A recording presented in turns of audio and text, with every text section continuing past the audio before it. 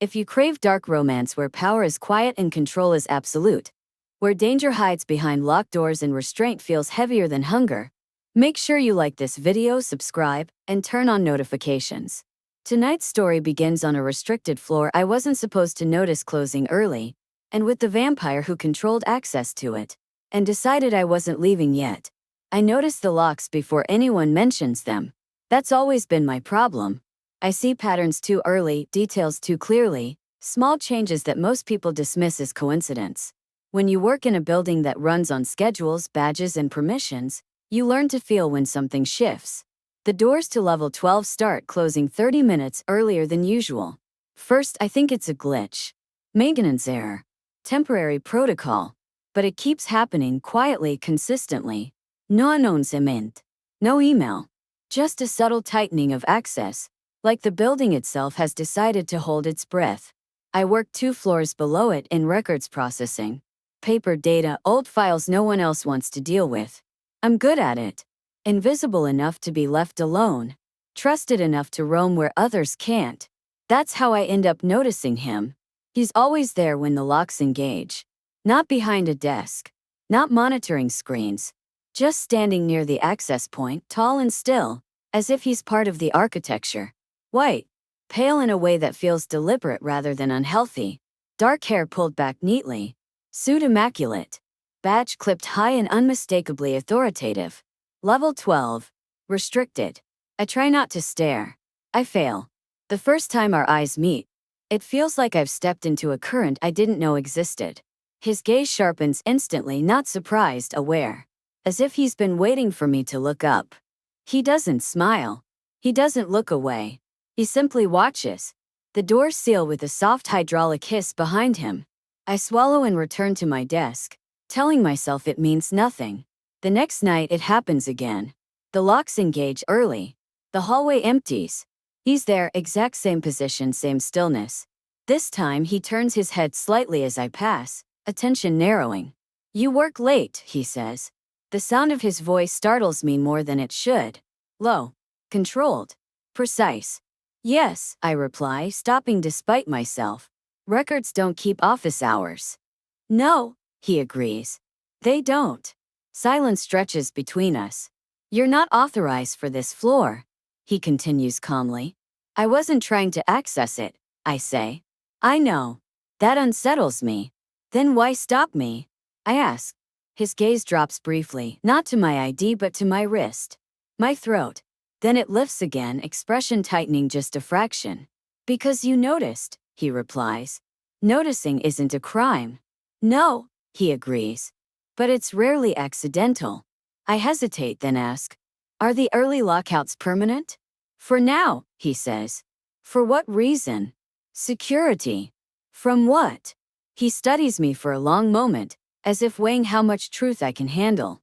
"From people who don't realize they're being watched," he says. I should walk away. Instead I ask, "And who watches them?" His eyes darken. "Idol." I learn his name 2 nights later. Not because he offers it, because I ask. "You stop me every time I pass," I say. "The least you could do is tell me what to call you." A pause. "Lucian," he says. "No last name." "Figures. You control access to this floor," I say. "You decide who comes and goes." "Yes." "Why?" "Because I was assigned," he replies. "And because I don't make mistakes." The confidence in that statement sends a shiver down my spine. The third night, the doors close while I'm still on the wrong side of them. The silence that follows is deliberate. Not empty, controlled. I stand there for a moment longer than necessary, badge still warm in my hand, listening to the faint hum of the building settling into its nighttime rhythm. Somewhere above me, level 12 seals itself shut again. The sound subtle but final. Lucian hasn't moved. He remains exactly where he was, posture relaxed, attention fixed on the hallway as if he's already accounting for every possible variable. The longer I watch him, the more unsettling it becomes. Not because he looks threatening, but because he looks certain. "You close it early every night," I say quietly. "Yes." "Always at the same time?" "Yes." "And you always wait here?" "Yes." The pattern snaps into place. "You're not reacting," I say. You're anticipating. Lucian finally turns his head toward me. His gaze sharpens, interest flickering just beneath the surface. Correct, he says. Reaction is inefficient. Then what are you anticipating? I ask. He studies me for a long moment, eyes flicking briefly to my wrist, my throat, the subtle signs of tension I didn't realize I was broadcasting. You, he answers. The word lands heavier than it should. That doesn't make sense, I say. It does, he replies calmly. You noticed the locks before anyone else. You noticed me. And you didn't look away. I wasn't afraid, I admit. No, he agrees. You were aware. The distinction matters to him. I can tell. You don't close the floor early for security, I say slowly. You close it because something up there wakes up around that time. Lucian doesn't correct me. Does it always react like this? I ask. No, he replies. Only when it senses attention being returned. My pulse jumps at that. He notices instantly. There, he murmurs. That's what I mean. I didn't do anything, I say. No, he agrees. You simply exist in a way that doesn't go unnoticed. That sounds like a liability. It is, he says. Which is why I intervened. By locking me out? By keeping you where I can hear you, he corrects. The implication sends a shiver down my spine. You listen to heartbeats, I say. Yes. Constantly. Only when necessary. And right now? Yes. I cross my arms, more for grounding than defense. You could have reassigned me. Changed my schedule. Yes. But you didn't. No. Why?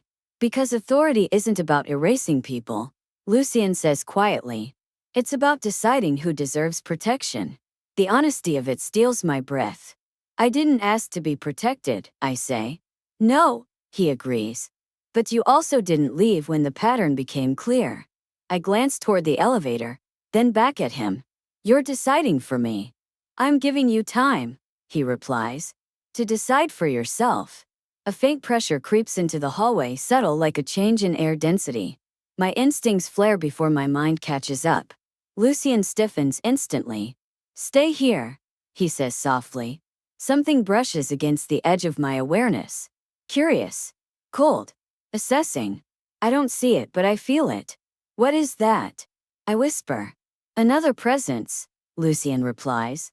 Testing boundaries. My heart races. He reacts immediately, not moving closer, not touching, but his attention sharpens, focus narrowing to a lethal edge. Not now, he says quietly. The pressure lingers, then retreats like something reconsidering. Silence rushes back in. Lucian exhales slowly. It won't try again tonight, he says. You're under my jurisdiction. The words should feel restrictive. Instead, they feel stabilizing. You didn't chase it, I say. No. Why? Because chasing invites escalation, he replies. Containment ends it. I look at him differently now. You're not just controlling access, I say. You're preventing damage. Yes. And if I'd panicked? His gaze darkens. Then this conversation would be very different. I swallow. Am I detained? No, he replies. You're observed. That's worse. Only if you lied to yourself, he says. The hallway lights flicker softly, then steady. Lucian steps back half a pace. Not away, just enough to return control to me. You're free to leave, he says. For now. For now, I echo. But you'll keep closing the floor early. Yes. And you'll keep watching. Yes. Why tell me any of this? His eyes hold mine unwavering. Because once someone notices the lock, he says, they deserve to know who holds the key. I don't realize it at first. I'm focused on a file, walking and reading at the same time. When I look up, the hallway lights have dimmed, and the elevator indicator reads access denied. Lucian stands a few feet away. You're cleared to leave, he says. Normally. Normally. I echo. Yes. The word lands heavier than it should. And tonight? I ask. Tonight, he replies. You stay. My pulse jumps sharply. He notices instantly. His jaw tightens. His shoulders square. Not threatening but deliberate. You're not in danger, he says calmly. Unless you panic. That's not reassuring. It should be, he replies. I'm very good at preventing escalation. I fold my arms, trying to steady my breathing. You can't just detain me. I can, he says. Temporarily. For what reason? Because something on this floor reacted to you, he answers. And because I won't allow it to act again. The truth settles slowly, clicking into place piece by piece. You're not human, I say quietly. No. What are you? A vampire, he replies without drama. The word doesn't frighten me the way it should. It explains too much. You could have erased my access, I whisper. Yes. You could have made me forget. Yes. But you didn't. No. Why? Because you noticed me, he says. And because your pulse didn't spike with fear. It sharpened with awareness. I don't know how to respond to that. The building feels different now, quieter, heavier. As if the walls themselves are listening. Come with me, Lucien says. Where? Somewhere safe, he replies. And controlled. He doesn't touch me. He doesn't rush me. He simply turns and waits, absolute confidence radiating from him. I follow. Level 12 is nothing like the rest of the building. The air is cooler. The lights softer. The space feels insulated, sealed off from the city beyond. No windows. No desk. Just a long corridor and a single secured room at the end. This is where you decide who stays, I say. Yes. And tonight you decided I do. Yes. Am I supposed to be grateful? No, he replies. Just honest. Inside the room he gestures for me to sit. I don't trust locked doors, I say. Good, he replies. Neither do I. He remains standing, positioned near the door. Not blocking it, just present enough to remind me he controls it. You're listening again, I say. Yes. To my heart. And to others, he adds. Yours is simply louder than most. That sounds like a liability. It can be, he agrees. Or a signal. A pressure creeps into the room.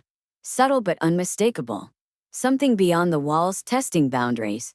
Lucien reacts instantly. Stay where you are, he murmurs. The temperature drops. The lights flicker. Another presence presses against the floor. Curious, impatient, hungry. Lucien doesn't bare his fangs. He doesn't raise his voice. He simply stands, attention sharpening into something lethal. She's cleared, he says quietly. The pressure lingers, then withdraws. Silence crashes back in.